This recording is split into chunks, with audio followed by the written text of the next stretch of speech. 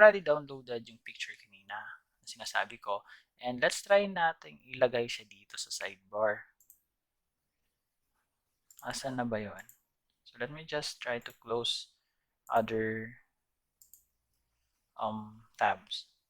And then on our asset, looking for the images, we have this image. So ilalagay natin yan dun sa sidebar natin. Excuse me. So hanapin natin yung view. Portal, then yung header. So dito, pwede tayong maglagay dito ng image. Yan.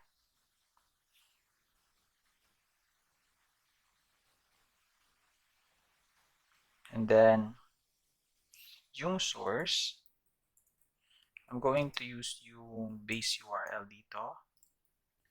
Kasi nasa root yung reference natin, source referencing. And then, I go to assets. Then after that, I need to locate that in the part of the images folder. And then, user icon. User-icon.png. Okay. So, kailangan tayo maglagay ng alt. It is important for the image. User profile. Refresh. Ang laki ng image. So, let's try to resize na lang using the inline style. Let's say width of 100 pixels and height of, tingnan lang natin, auto, kung ano yung magiging result niya. Ang liit naman.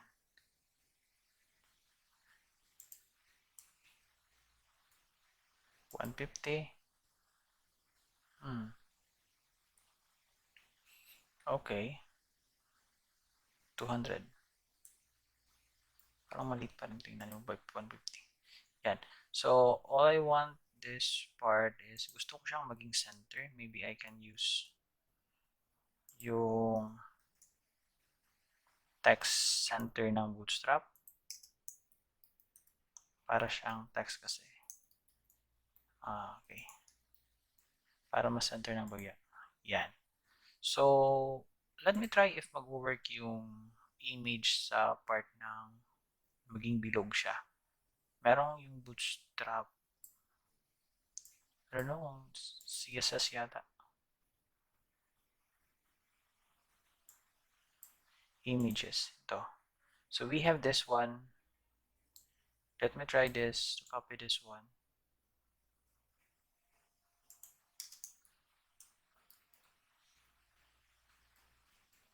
And refresh. Walang nangyari kasi hindi niya nakikita. So, lagyan natin ng thumbnail. And refresh. Yan. At least bilog na siya. So, I want this to be pushed down a little bit. So, maybe it can just be na lang. Ma-push down lang siya. Yan. So, we already have the profile natin dito. And we already have our function here. Ngayon, we should have a functionality that can manage on editing the profile picture. So, that's the next thing na pag-uusapan natin. Yung file uploading. Okay? So, let's create another method in our controller.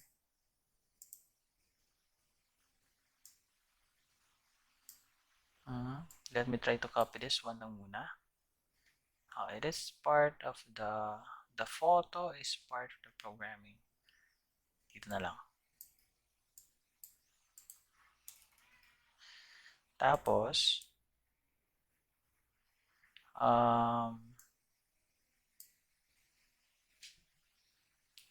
profile, picture, edit. So pagdating sa name, just like I always say guys, it's up to you kung ano yung setup ng naming convention nyo. So profile picture edit. So I think I'm just going to copy some codes.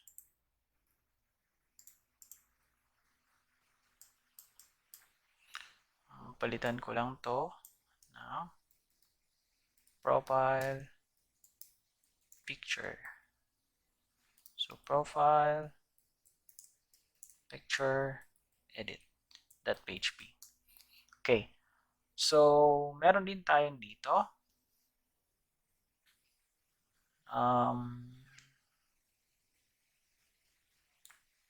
Then we also have yung validation. I think iba yung validation pagdating sa file upload. Din dito naman, tatawagin natin yung form edit natin. And then user ID dito. So let's try to check this out. All the programming skills yung ginamit ko dito.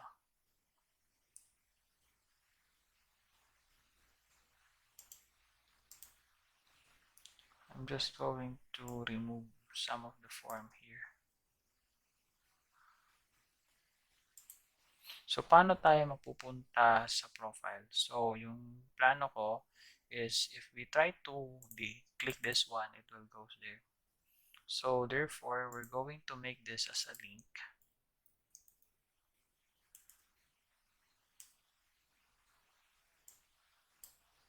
Yung image natin. Then, do some site URL. Okay. Then, it will try to call this edit. So, visitor portal / edit. Yan. Refresh. And if you try to update this one, click this one rather, then yan. Mapupunta siya dyan. Profile picture. So, if you try to cancel, if it should go where? I think it should go to dito na lang, personal info. Okay, click back. Okay. Now, the next thing that we're going to do is to read on the part of file upload ng CodeIgniter. So, file upload. Paano ba sila mag-upload? Upload na lang ako na yan. Then, hanapin natin yung file upload. Saan na ba yun? Do upload. The CI uploading. Yun na yun. So, ito yung file uploading class na pwede nating ma-utilize. Then, ito yung mga sample code nila. Kailangan ganito, using the form open multipart, kagaya ng sinabi ko before, that we can utilize yung multipart in the part of uploading some images. And then, kung gusto mo ma-display yung mga value after the data submitted. So, ito yung controller. Ito yung gagayahin natin. Okay, so let's go to the view muna. Meron silang view. Sana yung view nila? Success page. Ito yung view. So, let me try to copy this code. Ito yung ilalagay natin dito.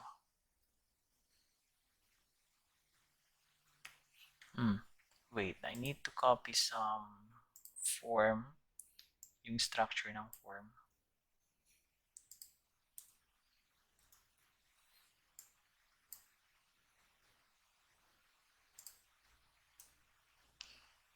Tapos,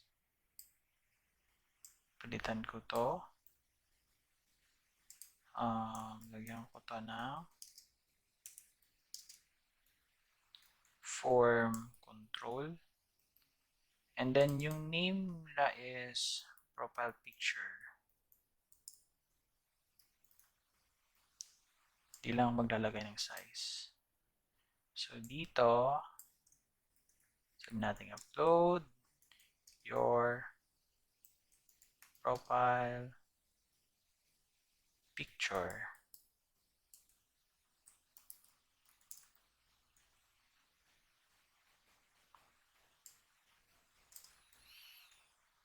Okay, refresh. So yun. So if we're going to do that, then we can now upload some file. Yung mga picture natin, sabihin natin ito, ako. Then dyan siya malalagay.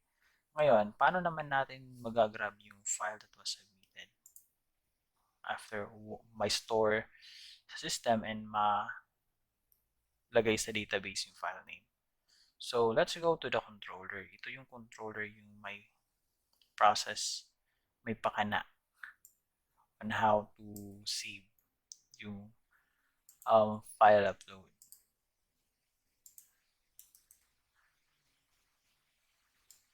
So let's try to copy the code. Okay, let's already copy it here. Okay, and I'm going to create other thing.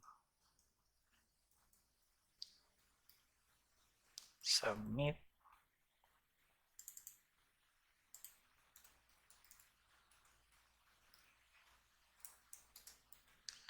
Okay, so ito yung mga data na kailangan natin. So we have the upload path. So yung max size, yung height, I think we're not going to bother that part yet. Wag lang muna. But if you want to learn more about those things, you can read the documentation here about those requirements nila. Ito. Upload path, allowed tabs, file name, you can check it out. Okay, for now, para makapag-upload tayo, minimal lang muna. So itong uploads, this point to the ret directory. So you can rename this into anything else na kung saan maglalagay tayo ng folder in our root directory based sa pangalan dito. Since we can use uploads, then gawa tayo ng folder na may pangalang uploads. Yan. Then, filter lang tayo sa JPEG at saka PNG na file. Then, next is we need to load the library, set the config, and then do upload. Itong user file will be the input name ng file natin. Ito. So, we can just paste it there. So, ito yung process.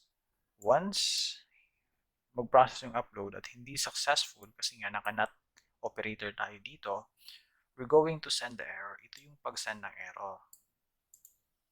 So, yung error message is gagawin natin sa session.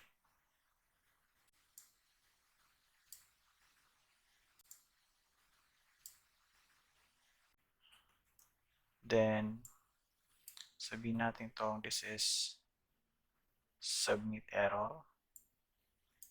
Hindi siya part ng validation kasi different yung process niya. So, dun sa edit, meron naman tayong error, di ba? Yan. Then, if successful yung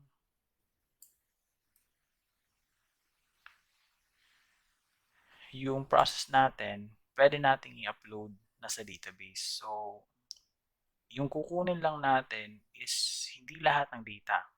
Yung kukunin lang natin doon is yung file name niya. That's the only thing na ipapasa natin papunta sa database. So, yung file name. Okay? Then, afterwards, isa-save natin sa database na. So, sabi, comment lang muna ako dito ng save db or save to db. Then, after that, redirect tayo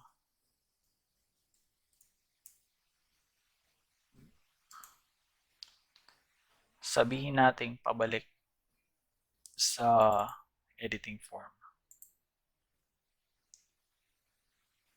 So, visitor 4 tags, edit. Okay? So, try natin if it might cause some error. Redirected too much.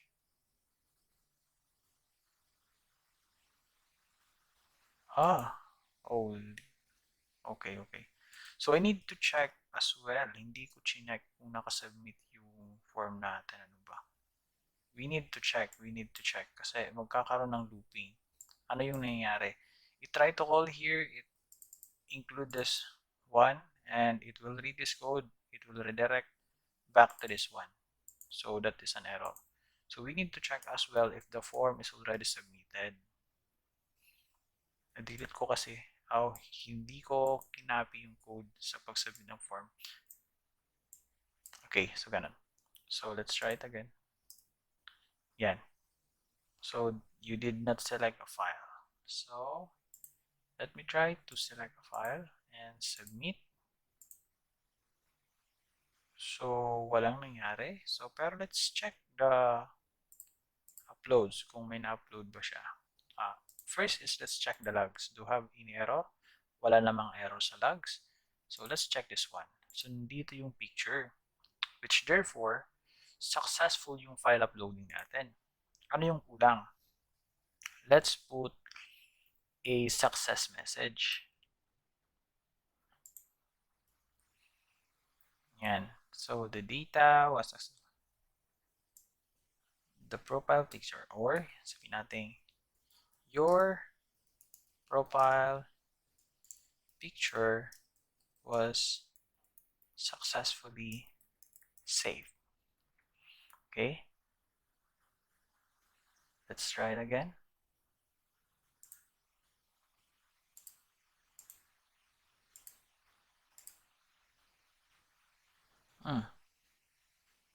Di nabasa. Error yata. Na-save naman. Pero hindi nabasa yung hindi. Wala akong success message on the part of my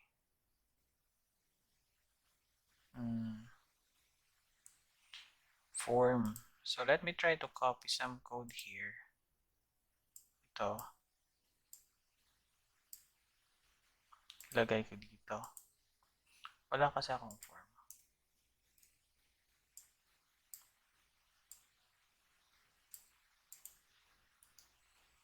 Yan. So let's try again. Dumarami na yung picture na lalagay ko. Okay, good. So, tingnan ko nga. So, nandito na yung pangatlong picture. Okay. So, ano yung next na gagawin natin? Since nakakapag-upload na tayo, yung next na gagawin natin is to save it to the database. So, gagawa tayo ng model that would save the file, the picture, profile picture on our database.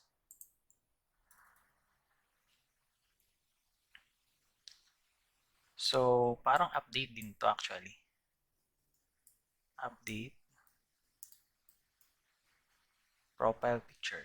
I think I can just copy this one kasi yung setup is halos the same. Ano, yung the other one.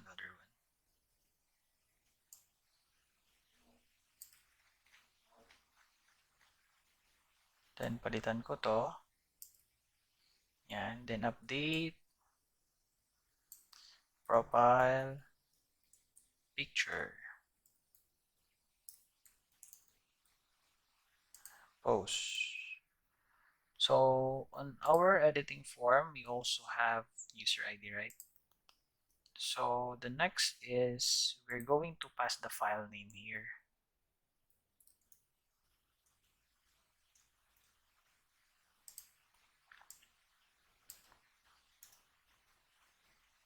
Then, we're going to update only the photo on the part of our personal information. So, user ID at saka photo or even photo lang. Kasi baka insert. Okay.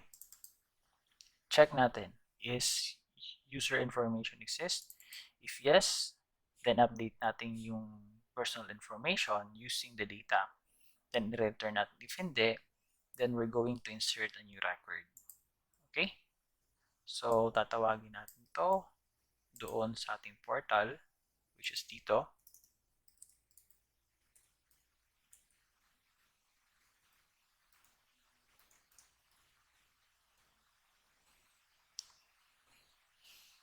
Okay.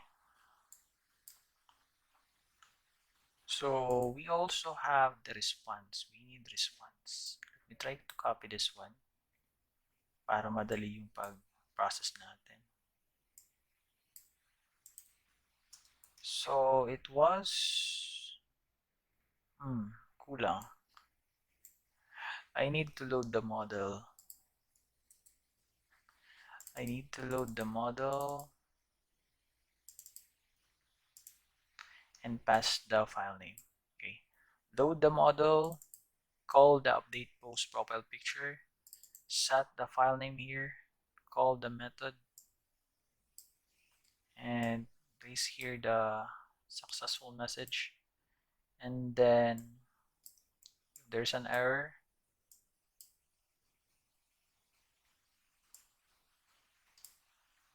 sorry, see an error occurred. Your profile picture, your profile was not saved. Your profile, an error occur. Yan na lang. Your profile picture was not saved. Okay. May kulang. Okay. So, tingnan nga natin. So, let's check the database. Dapat wala tong profile picture. So, photo is empty. And if we try to upload, and so your profile picture was successfully saved. Let's check out yung logs. Wala namang error. So, let's check out dito. Nadagdagan na naman. Then, let's refresh the database. So, yun. Nandito yung file name. So, that's how we upload an image on our application. We're not going to save the actual file on the database. We're going to save it on our application. The only thing that we're going to save on the database is the file name. Okay? Okay, now let's try to update the picture here.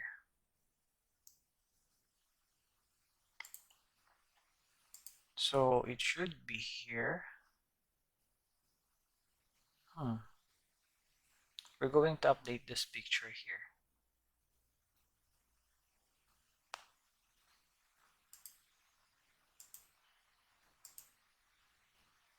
So in our portal, we need to call the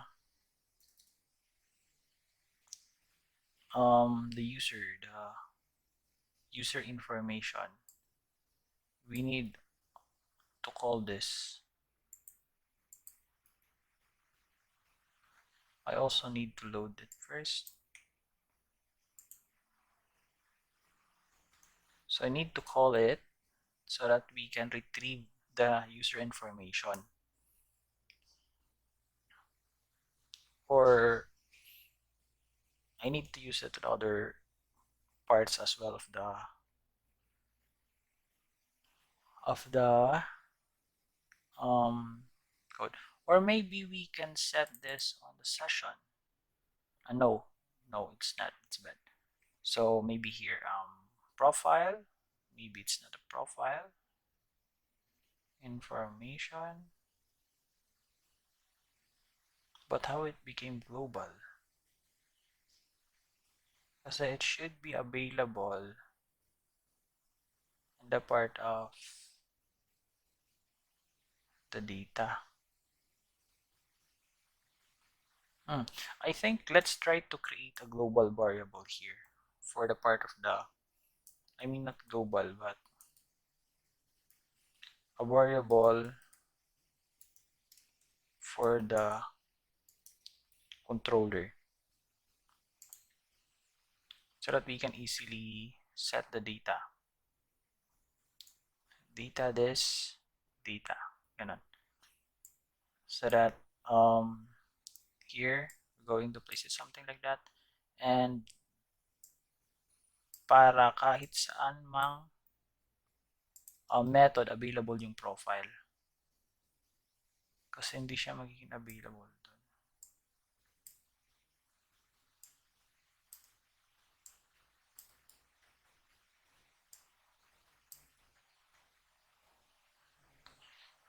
Same thing here.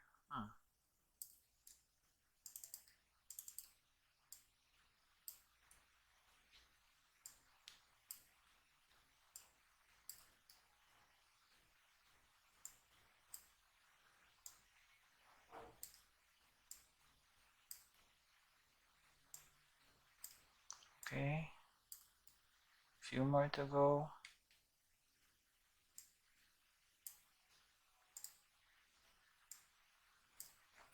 Sa profile naman, tapos na.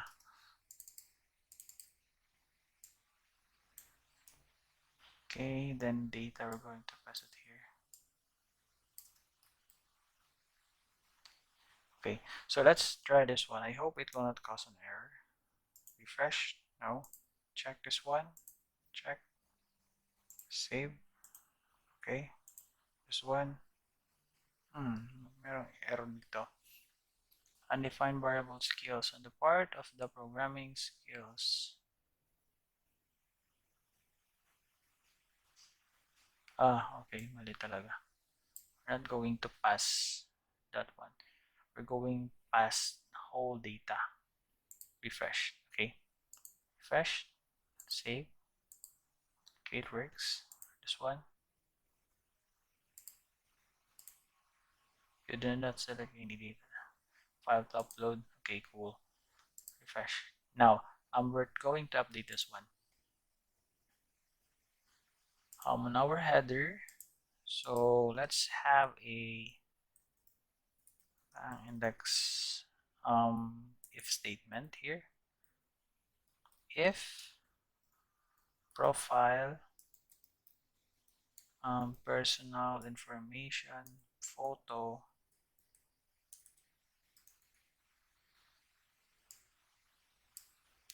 is set and not empty,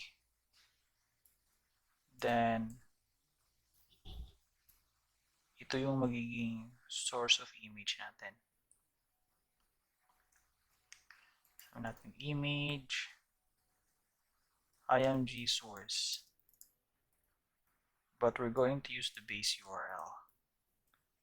So base URL uploads slash then yung file name. Okay, then the default will be,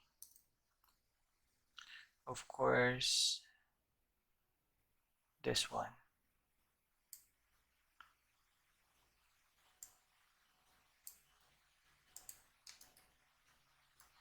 Okay, then we're going to place the image source here. Let's try to refresh. Yan, we already have our profile. So if we try to click on this one and upload new pictures, sabihin natin ito. And are you sure? Yes, I'm sure. Yan. What if yung isa? Ito, yung bata pa. Save. Yan. Okay. Palitan ko na lang yung naka-uniform na lang ako, naka-uniform. And save. Yan. Okay, so it works. So our profile picture is already working, the part of uploading. Okay, so we can edit the information that we want. We can have our programming skills. So regarding the design, you can work it out naman, guys. And then what are the things that needed to be fixed ba? So we also need to fix this one. If you will notice, what's this? Ayong kanina. Okay? So thing here is that this is only one account, but as you will notice, paulit ng paulit yung file na ina-upload natin dito, which is not good. It should be that once we try to update yung other or set a new profile picture, dapat yung mangyayari, madidelete yung current file dito. Okay? Para hindi magkaroon ng redundancy or magkaroon ng maraming pictures na ma-upload dito. Okay guys? So let's try to delete lang muna to. Yung mga pictures dito.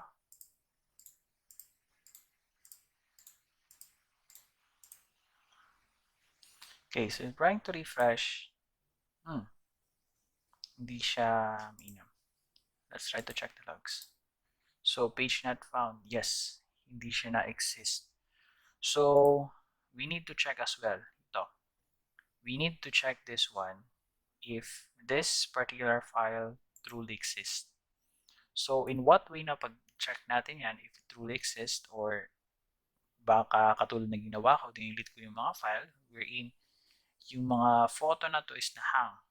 O file name is wala na palang actual image. So let's try to check it through the file exists function of PHP.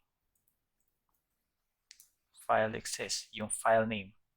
So we're going to use this one. Let's try to do this in the root. If na-exist siya, then that's the only time na ilalagay natin as the image source. But if it doesn't, then yung gagamitin natin yung default. So let's try this one. Refresh. Yan. So bakit may that? That's indicate the root directory. Okay?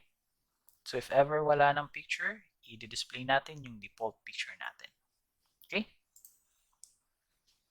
Okay, ngayon, let's try to solve yung kanina. So let's try to upload some picture. Sabihin natin yung ito. Successfully saved. Pero, hindi na-update to.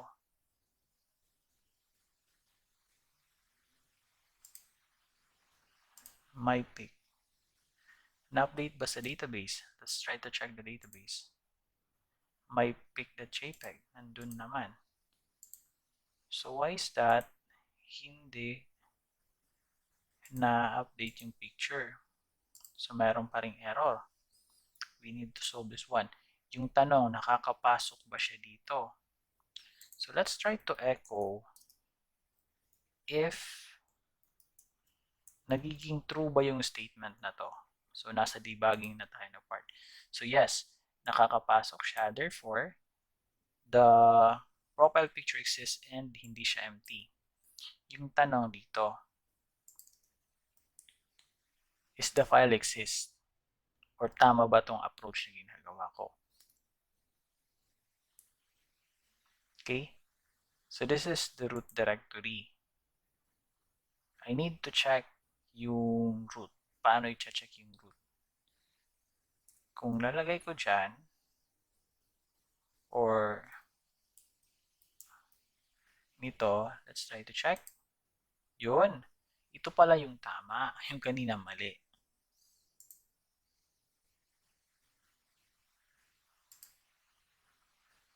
Tingnan ko nga yung isa dito.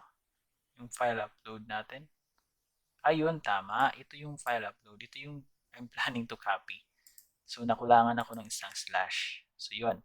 So, let's try to check if may laman or wala. So, ngayon, let's try to delete kung work ba talaga siya. So, I already deleted the actual file. And let me try to refresh this one if babalik pa rin ba siya sa default picture natin. Okay? So, yun. Okay, so, therefore, successful yung process natin. So, upload ako ng ibang picture. Same na lang. Mas mainam yun. Yan. Okay, your profile picture was successfully saved. So, ito na yung profile picture natin. So, the next thing na gagawin natin is to check yung duplication or to avoid the duplication of files for a single profile information.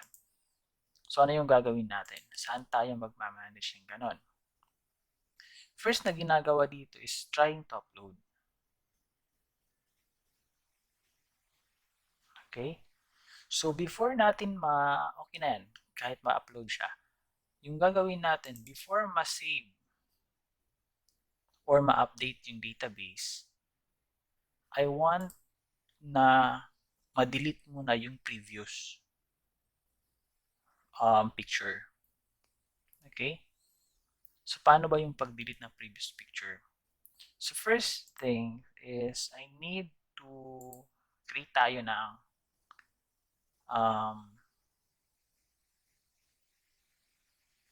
functionality. Okay?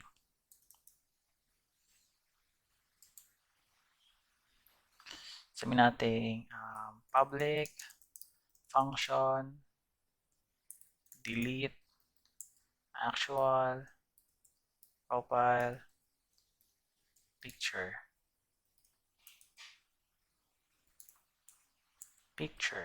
So, regarding the name, it's up to you guys kung ano yung gusto nyong naming convention. Then I'm going to pass here yung user ID. Or ID lang yung ID. Then, first thing na gagawin ko is to retrieve the information. Saan na ba? Kukuha ako ng... Saan na ba yung get? Ito. Get personal info. Kasi mayroon siyang photo. Get personal info. And then, yung data.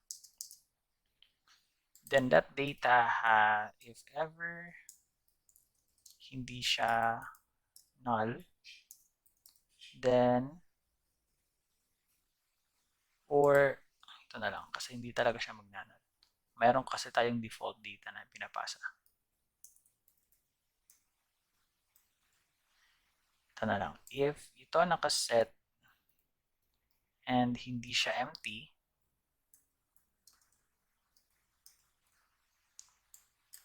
then that's the only time na i-delete natin yung actual picture. Paano yung pag-delete ng actual picture? Pagdating sa page width, there is what we called unlink. Okay? All we need to do is to source the file name. So, let me try to copy this one. Ito yung muna yung ipaprocess natin.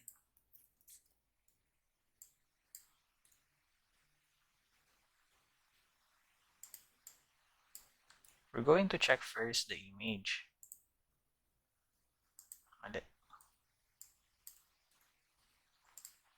So, ito yung photo.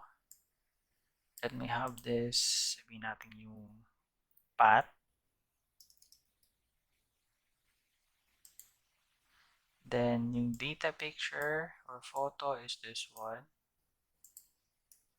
And then, yung unlink, ilalagay natin sa loob.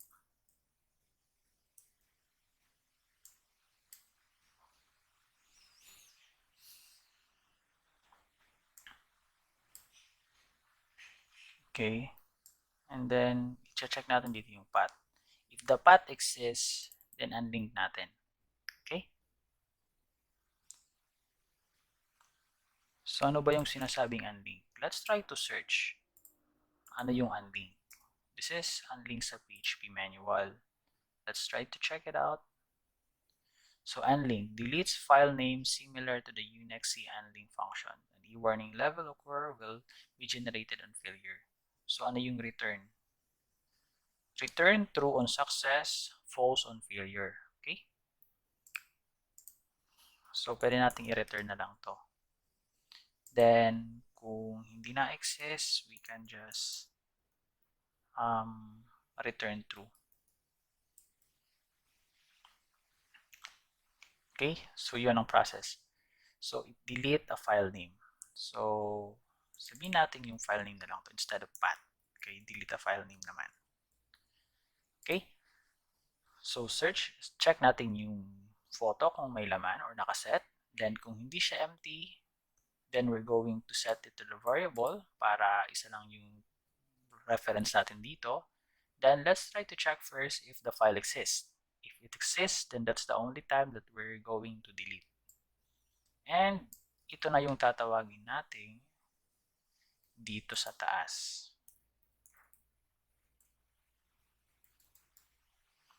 Yan, delete actual picture. Di pa naman na-update. So, yung old picture pa yung nandun. Then, i-delete ko muna. Then, after that, process na dito.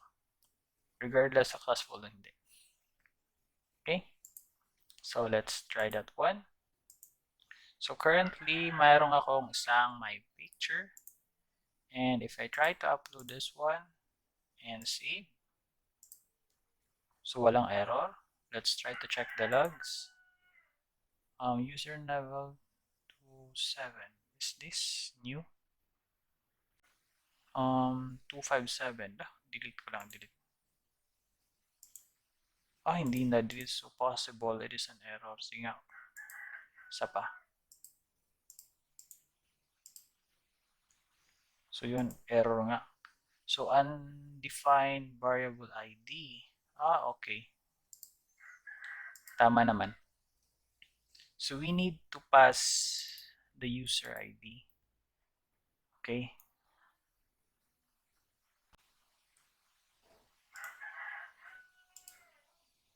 Okay, so let me try to remove this images and this bugs. Okay, refresh tayo. Upload picture. Have this one and refresh. Check natin, may isa na. Then upload tayo ulit. Ito. Save. Isa and nawala na yung isa. Ito na yung pumalit. Let's have this one and save. Wala nang isa. Ito naman yung pumalit. Then let's try this one. Save. And walang isa. Ito na pumalit. So, okay. So, working na yung file uploading natin. Hindi na nagkakaroon ng multiple pictures for a single profile. So, it will not consume a lot of space kasi we're trying to optimize naman na kung saan we try to delete yung mga unused profile picture. Okay? So, that's how we can manage the part of the uploading, guys. So,